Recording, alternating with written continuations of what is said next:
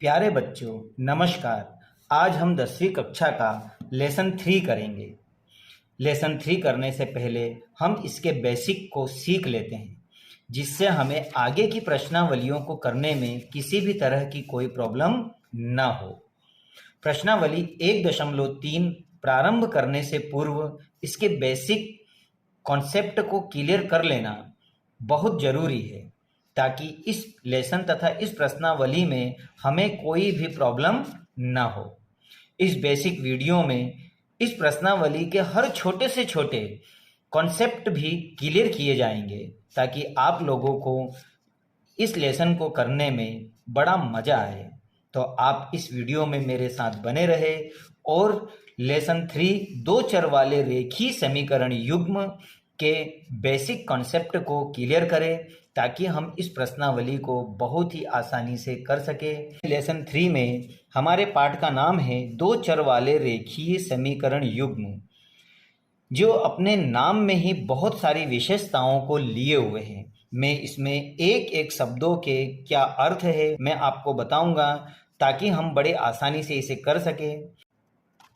तो आइए बच्चों, हम लेसन 3 के पाठ के नाम के अच्छी तरह से इसके कॉन्सेप्ट को क्लियर कर लेते हैं। तो इसके नाम से सवाल करना बहुत आसान है, हम सवाल कर सकते हैं, लेकिन अगर किसी ने हमसे इस पाठ के एक एक शब्दों को क्लियर करने के लिए कह दिया तो हम नहीं कर पाएंगे। इसीलिए हम इसके एक एक कॉन्सेप्ट को अच्छी तरह से क्लियर कर लेते हैं, ताकि हमें आगे की प्रश्नावली में भी परेशानी ना हो। जैसे दो, यहाँ पे इन्होंने लिखा है दो, तो दो का अर्थ क्या हुआ? टू, मतलब ऐसे चर जिसमें दो पद हो। अब यहाँ अगला शब्द आ रहा है मेरा चर। चर से इसका अर्थ क्या है? चर का मतलब है वेरिएबल, अर्थात जैसे x, y, z, t, u, v और डैश डैश, ऐसे कई सारे हमारे चर पद हो सकते हैं। अब यहाँ पर हम देख रहे हैं कि दो चर। अब दो चर किन्हें कहते हैं? दो चर। अब इन दोनों शब्दों को मिला के हम लिखते हैं दो चर। अब दो चर क्या? दो चर वे होते हैं जो दो चरों को आपस में जोड़कर कोई समीकरण बनाई जाए। जैसे उदाहरण के लिए x या y को, या y या z को, या फिर z या x को, या t या u को, या u या v को। इस तरह से दो दो चर पदों को आपस में ऐड करके जब कोई समीकरण बनाई जाती है तो वह वाले कहलाते हैं दो चर। तो अभी तक हमने यह देख लिया कि दो का अर्थ टू, चर का मतलब है वेरिएबल, अर्थात एक्स वाई जेड या टी यू वी, और उसके बाद में दो चर का मतलब है ऐसे जिसमें दो चर हो। अब हम देखते हैं दो चर वाले रेखिक समीकरण।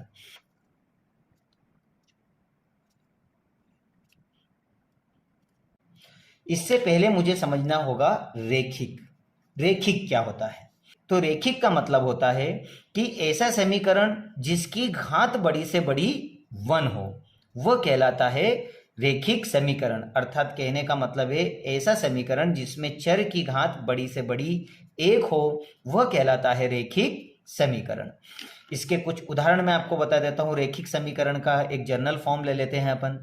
तो रेखिक समीकरण का जर्नल फॉर्म की अगर मैं बात करूं तो ax plus b y plus c बराबर 0, यह एक रेखिक समीकरण है।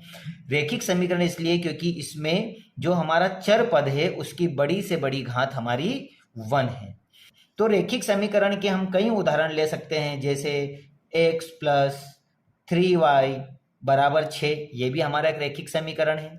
यह हम लिख सकते हैं 5x माइनस 8y प्लस 1 बराबर 0, यह भी एक रेखिक समीकरण का उदाहरण हो गया।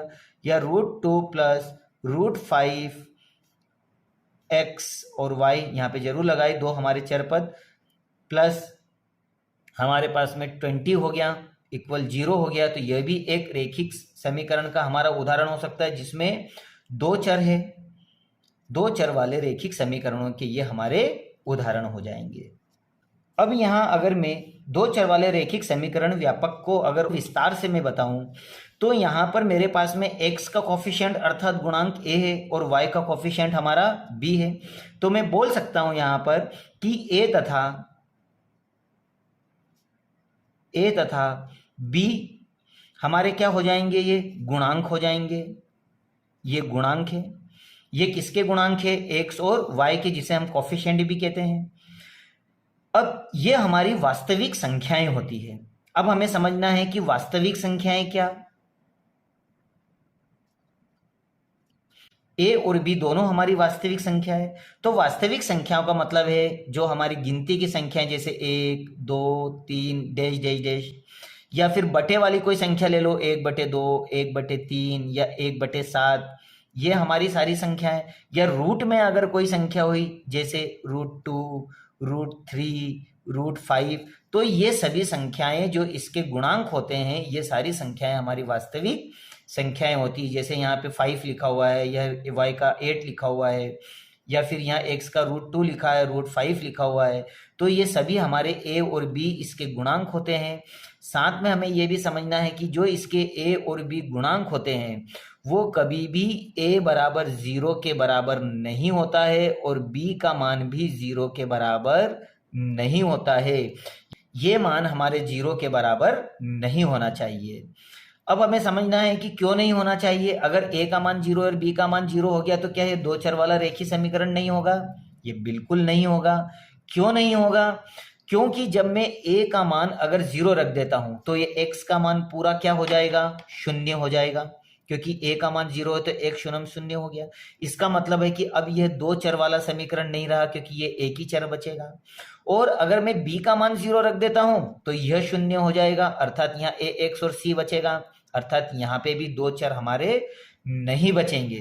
रेखीय समीकरण तो रहेगा लेकिन दो चर वाला रेखीय समीकरण नहीं रहेगा।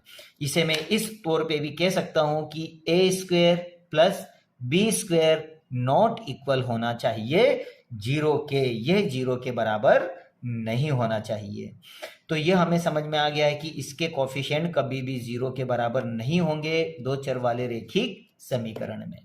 अब मैं अगर इन समीकरणों में a और b की मान करूं तो बात करूं तो आपको अच्छी तरह समझ में आ गया होगा a और b इस हमारे चर पद के गुणांक होते हैं। तो इसमें अगर मैं a की बात करूं तो a का कोफिशिएंट हमारा, x का कोफिशिएंट 1 है तो a का मान 1 हो जाएगा, b का मान हमारा 3 हो जाएगा और हमारे पास में एक अचर पद हमारे पास 6 होगा। उसी तरह आप ही बताइए कि हमारे पास यहाँ a का मान क्या होगा इस इक्वेशन में? बिल्कुल 5 होगा। b का मान क्या होगा? बिल्कुल -8 होगा। अगर ये माइनस है तो -8, और हमारा अचर पद क्या होगा? 1 होगा। उसी तरह से हम यहाँ भी बता सकते हैं कि मेरा a का मान √2 होगा, b का मान अब आप बता सकते हो कि 5 होगा और c हमारा एक अचर पद 20 होगा। तो इस तरह से मुझे a b c के मान निकालना भी आ चुके हैं। अब हमने दो चर वाले रेखिक समीकरण के बारे में जानकारी ली। अब हम देखते हैं दो चर वाले रेखिक समीकरण युग्म के बारे में कि युग्म क्या है।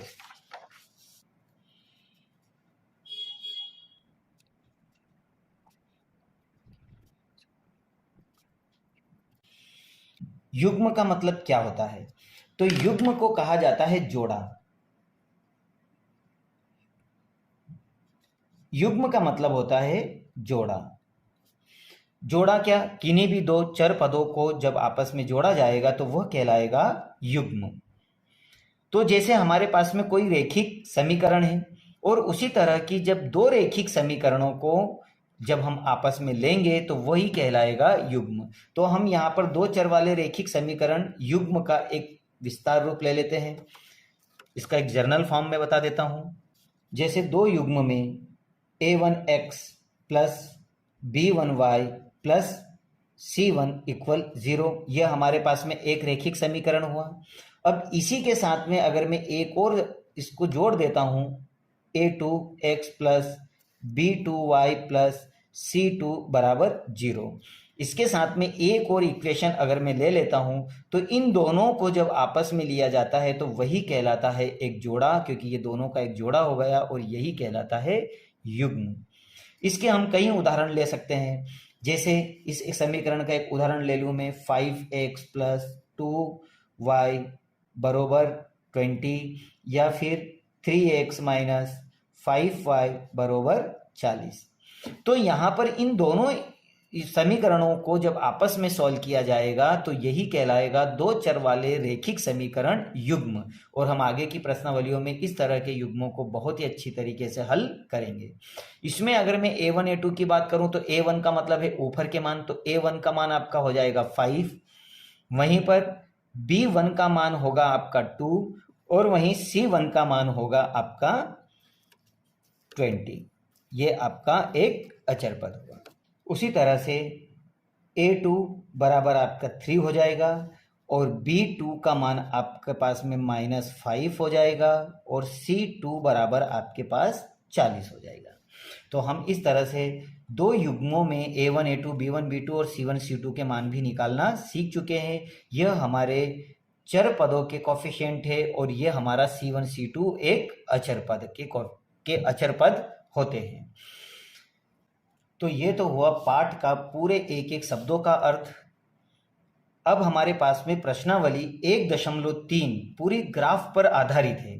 तो सबसे पहले तो हमें समझना है, हम पिछली कक्षाओं में 9th में हमने ग्राफ के बारे में सीखा था।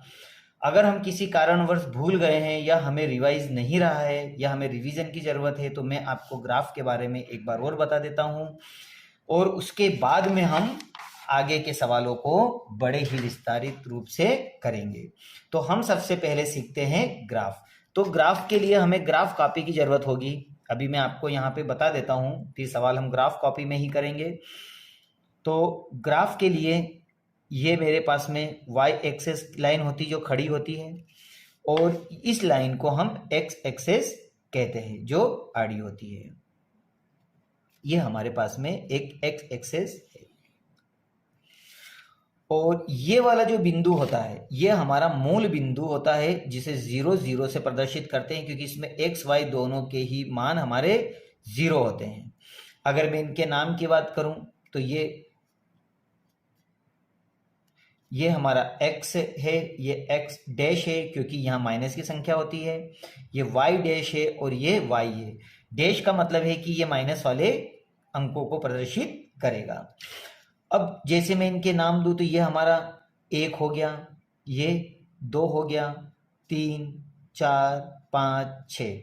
तो यहाँ सभी संख्याएं हमारी प्लस की रहेगी, और x एक्सेस में इधर हमारी माइनस की, -1 -2 -3 -4 -5, ये सभी संख्याएं माइनस की रहेगी।